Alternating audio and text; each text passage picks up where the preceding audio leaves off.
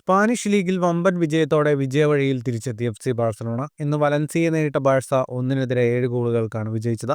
സ്വന്തം മൈതാനത്ത് ബാഴ്സയുടെ സമ്പൂർണ്ണ ആധിപത്യമാണ് കണ്ടത്.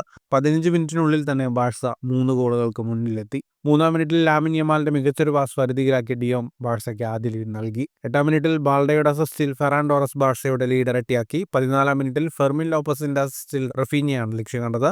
തുടർന്ന് ഫെർമിൻ ലോപ്പസ് 2 തവണ ലക്ഷ്യം കണ്ടതോടെ ബാഴ്സ ആദ്യ പകുതിയിൽ 5 ഗോളുകൾക്ക് മുന്നിലെത്തി.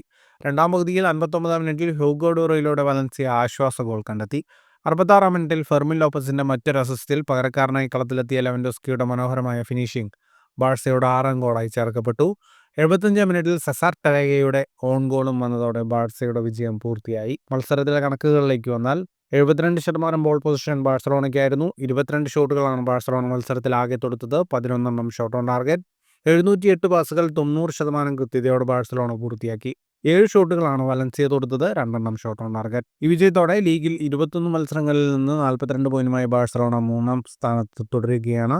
45 പോയിന്റുള്ള അത്ലറ്റിക്കോ മാഡ്രിഡ് 2-ാം സ്ഥാനത്തും 49 പോയിന്റുള്ള റയൽ മാഡ്രിഡ് 1-ാം സ്ഥാനത്തും നിൽക്കുന്നു. ഫുട്ബോൾ ലോകത്തെ കൂടുതൽ വാർത്തകൾക്കും വിശേഷങ്ങൾക്കുമായി സ്പോർട്സ് കഫേ സബ്സ്ക്രൈബ് ചെയ്യുക.